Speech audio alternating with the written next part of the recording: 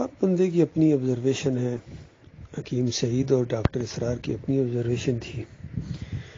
یہ کوئی قرآن حدیث کی بات نہیں ہے. آج کل جو ملک میں ہو رہا ہے ہر بندے کی اپنی رائے ہے. دیکھیے یہ قوم اصل میں چاہتی یہ ہے اور یہ لائق ہے کہ چوروں ڈاکوؤں کو اس کے اوپر مسلط کیا جائے، اور ان کو چور اور ڈاکو نظر نہیں آ رہے ہیں. اور وہ آدمی جو پاکستان کے ساتھ برال مخلص ہے اور اس کو پوری دنیا میں ایک مقام دینا چاہتا ہے اور خیر خواہ ہے، اس کا فوج کا اصلی خیر خواہ ہے. باقی سارے یہ دشمن ہیں. یہ انڈیا میں جا کے پاکستانی فوج کے خلاف بیان دینا، یہ کیا وطن کے ساتھ غداری نہیں تھی؟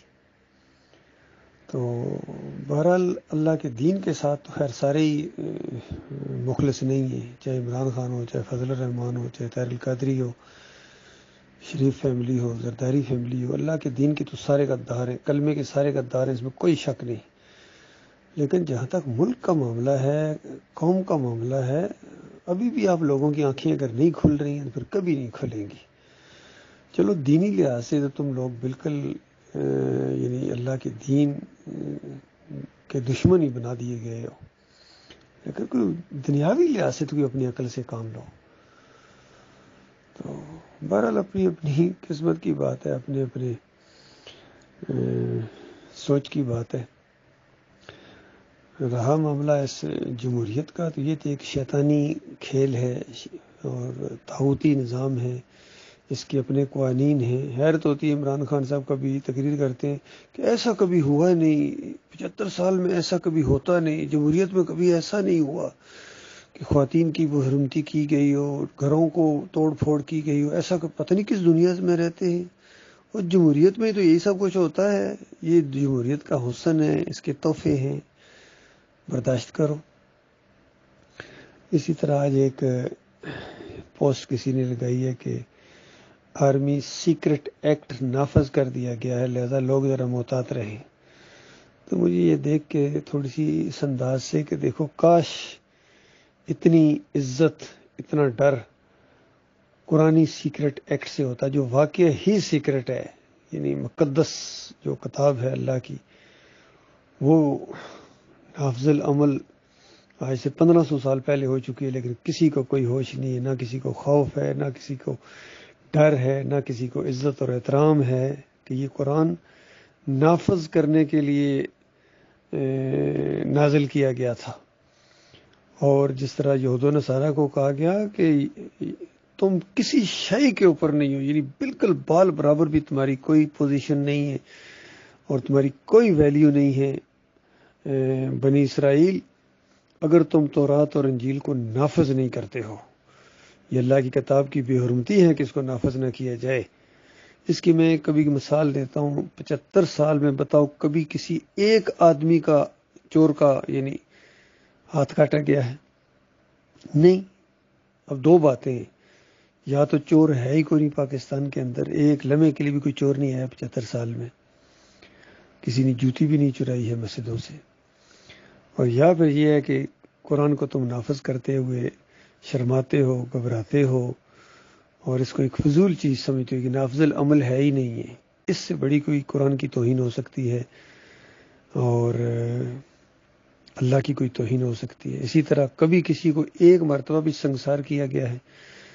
حالانکہ اسلامی حکم ہے کہ اگر کوئی شادی شدہ آدمی ہے یا مرد ہے یا عورت ہے، اگر اس کی بدکاری ثابت ہو جائے تو اس کو پتھر مار کے مارا جائے گا. اور اللہ تعالیٰ نے ساتھ ہی بتایا کہ اس معاملے میں مومنوں کو ذرہ برابر ان کے اوپر ترس نہیں آنا چاہیے اللہ کے دین کے معاملے میں، یہ کیونکہ یہ سیکرٹ ایکٹ ہے، نافذ العمل ہے. اللہ کا حکم عمل کرنے کے لیے نازل کیا گیا تھا. جب تک یہ حکم عمل میں آتے رہے، ان پر عمل ہوتا رہا. نبی علیہ السلام کے دور کے اندر، خلفائے راشدین کے دور کے اندر اللہ تعالیٰ نے عزت کی بلندیوں کے اوپر پہنچایا اس قوم کو. اور جب انہوں نے قرآن کو پیچھے پھینک دیا اور دین کو پیشہ بنایا، ان مولویوں نے، پیشہ وروں نے، پیروں اور مولویوں نے اور ان سیاسی لوگوں نے اکھاڑا بنایا دین کا، تب سے ذلت اور خواری ہے کہ ایٹمی قوت ہونے کے باوجود دنیا کی بہترین فوج ہمارے پاس، یوتھ ہمارے پاس، انٹلیکچوئل ہمارے پاس، دانشور ہمارے پاس، جرأت والے لیڈر ہمارے پاس، لیکن نہیں ہے تو عزت اور وقار نہیں ہے، ہر جگہ ذلت اور خواری ہے، کیونکہ جس کے ہاتھ میں عزت ہے اسی کے ساتھ بگاڑی ہوئی ہے۔ تو یہ بہت بڑا المیہ ہے میرے بھائیوں، میرے فوجی بھائیوں، میں آپ کا بھائی ہوں، میں کوئی مولوی نہیں ہوں، پیر نہیں ہوں، سیاسی لیڈر نہیں ہوں، میں 7 پنجاب ریجمنٹ سے میرا تعلق ہے، آرمی افسر ہوں، 70th PM میں لانگ کورس کے ساتھ میں پاس آؤٹ ہوا تھا، جونیئر کیڈر بٹالین 9 جو سیریز تھی JC9 جوہر کمپنی سے تھا، پھر بابر کمپنی میں، پاکستان ملٹری اکیڈمی میں، پھر 7 پنجاب ریجمنٹ میں۔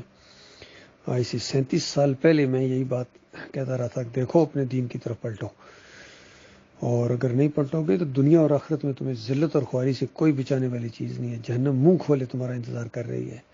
اللہ کے دین کو مذاق نہ سمجھو، اللہ کی کتاب کو مذاق نہ سمجھو، اس کو نافذ کرو اپنے اوپر، اور اللہ سے ڈرتے ہوئے، اللہ کی عزت اور احترام کا خیال کرتے ہوئے تم آگے بڑھو۔ دنیا کی کوئی قوم تمہارا مقابلہ نہیں کر سکے گی، یہ سارے نیچے آ جائیں گے، آپ دیکھ لینا۔ اللہ جب تمہارے ساتھ ہوگا تو اللہ اس وقت ساتھ ہوگا جب اللہ کو مانو گے۔ لا الہ الا اللہ محمد رسول اللہ، کتنا سادہ، مختصر اور سادہ سمجھ میں آنے والی بات ہے۔ کون سے اس میں علوم چاہیے، کتنی گردانے چاہیے آپ کو، گرامر کون سی یاد کرنی چاہیے؟ لا الہ الا اللہ، اللہ کے علاوہ کوئی معبود نہیں، یعنی کوئی پکارنے کے لائق نہیں، کوئی داتا دستگیر نہیں، کوئی واسطے وسیلے کے لائق نہیں، کوئی نظر و نیاز کے لائق نہیں۔ تو جب یہ ساری چیزیں ہیں اسی طریقے سے، تو کہاں سے یہ آئے، یہ 11ویں، یہ 12ویں، یہ چادریں، عرس اور میلے اور حلوے اور پانڈے، مزار اور گنبد، یہ کہاں سے آ گئے؟ انہوں نے راستہ روکا ہوا، اللہ کی رحمت کا راستہ روکا ہوا ہے اس عقیدوں نے۔ اور محمد رسول اللہ، محمد صلی اللہ علیہ وسلم اللہ کے آخری رسول ہیں، اللہ کے ساتھ شریک نہیں ہیں، اللہ نہیں ہیں، مشکل کشا اور داتا اور دستگیر نہیں ہیں، بلکہ رسول ہیں، پیغام اللہ کا ان کے ذریعے پہنچا ہے انسانیت تک، اور یہ رحمت للعالمین اس معنوں میں ہے کہ یہ پیغام مانو گے تو اللہ کی رحمت اور شفقت تمہارے حصے میں آئے گی۔ پوری زندگی نبی علیہ السلام اسی بات کو پھیلاتے رہے، صحابہ کرام اسی چیز کو پھیلاتے رہے۔ اس راستے میں جو مرتا ہے یا اس کی تبلیغ کرتے ہوئے بھی اگر جنگ نہ کرے، تبلیغ کرنے کے لیے گیا اور کسی نے مار دیا اس کو، تو یہ وہ لوگ ہیں جو حق کے راستے کے شہید ہیں، اور جنت الفردوس ان کے لیے بے قرار، ان کے لیے اپنے دروازے کھول دیتی ہے مرنے کے ساتھ ہی۔ باقی یہ جو جمہوریت کے راستے میں جانے دے رہے ہیں، کوئی بریلویت کے راستے میں، کوئی دیوبندیت کے راستے میں، کوئی اہل حدیثیت کے راستے میں، کوئی صوفیزم کے، ہر ایک اپنے اپنے مسلک کے لیے جان دے رہا ہے، تو یہ جنت میں تو نہیں جا رہے ہیں۔ یاد رکھیں، جنت کی خوشبو تک نہیں پا سکیں گے۔ جنت میں وہ جائے گا جو ایمان کے لیے، عقیدے کے لیے، توحید کے لیے اپنی جان دیتا ہے، وہ جنت میں جائیں گے۔ وہ اصلی شہید ہیں اللہ کے راستے کے، وہ مجاہد ہیں اللہ کے راستے کے، وہ جہلے ہیں، اللہ ان سے محبت کرتا ہے، اللہ کی رحمت ان کے لیے ہے۔ باقی جو اللہ کے دین کو کوئی اہمیت ہی نہ دیں، جو اللہ کے دین کی بات کرے اس کو ایک فضول بات سمجھیں، اپنے اندر سے نکال دیں۔ مجھے صرف اسی جرم کی وجہ سے پاکستان آرمی سے نکالا گیا تھا کہ میں اللہ کی بات کرتا، توحید کی بات کرتا تھا۔ اتنی دشمنی اللہ کے ساتھ، کوئی وقار نہیں اللہ کا۔ یاد رکھنا، ہمیشہ یہاں زندہ نہیں رہنا ہے، ورنہ سب نے ہیں، کل اللہ کی عدالت لگے گی، وہاں اسی ایمان اور عقیدے کے اوپر فیصلہ ہونا ہے۔ اس لیے خوب سوچ سمجھ لو، جواب سوچ لو، وہاں اللہ کو جا کے کیا جواب دو گے۔ یہ عسکری قیادت بھی جواب سوچ لے، سیاسی قیادت بھی جواب سوچ لے، اور سب سے زیادہ جو خوفناک قسم کا انجام جن کا ہونے والا ہے، مولویوں اور پیروں کا ہونے والا ہے۔ یہ جو مذہبی انداز سے داڑیاں رکھ کے آئے ہیں، پگڑیاں باندھ کے آئے ہیں، فضل الرحمان ہوں یا علی انجینئر ہوں یا طارق جمیل ہوں، یہ مجبوری ہے ان کی داڑھی رکھنا اور پگڑی باندھنا، مجبوری ہے، اس کے علاوہ یہ مذہبی رنگ نہیں اختیار کر سکتے ہیں۔ تو دین کے نام پر انہوں نے کھایا ہے مال اور لوگوں کو گمراہ کیا۔ سب سے بڑے مجرم یہ ہیں، ان کے پیچھے چلتے ہیں یہ سیاسی لوگ ہوئے یا ہمارے فوجی بھائی ہو گئے، انہوں نے راستہ روکا ہوا ہے صحیح معنوں میں اللہ کے دین کا۔ تو یاد رکھنا، یہ سیکرٹ ایکٹ ہے، اس کو نافذ کرو اللہ کے بندوں، میرے پیارے بھائیوں، تب تمہاری جان جہنم کی آگ سے بچے گی۔ ورنہ اگر بالفرض اللہ نے اس انداز سے تمہیں نہ پکڑا، دنیا کی خوشحال ترین ریاست بنا دو پاکستان کو، اور بالکل کوئی ایسی آسائش نہ ہو جو اپنی عوام کو نہ دو، ہر چیز پوری کر دو، لیکن ایمان عقیدے کی اگر بات نہیں ہے، یہ بات اگر نہ مانی، تو پتہ ہے کیا ہوگا؟ جو مرتا جائے گا آگ میں، جو مرتا جائے گا آگ میں۔ تو بتاؤ اللہ کے بندو، ایمان عقیدے کی بات کر کے اگر ایک قوم غربت کی زندگی بسر کرے تکلیفوں کے اندر، لیکن مرنے کے ساتھ جنت میں چلی جائے، وہ زیادہ بہتر ہے؟ یا ایمان عقیدے کی بات نہ کرو، نہ مانو اس بات کو، اور خوشحالی کے ساتھ سونے کے نوالے کھاتے ہوئے مرتے جاؤ اور آگ میں جاؤ، مرتے جاؤ اور آگ میں جاؤ، یہ بہتر ہے؟ یہ فیصلہ آپ نے کرنا ہے۔ تو میں نے تو بہرحال فیصلہ آج سے 37 سال پہلے کر دیا تھا کہ ایمان کی بات کروں گا، اسی کے لیے جیوں گا، اسی کے لیے مروں گا۔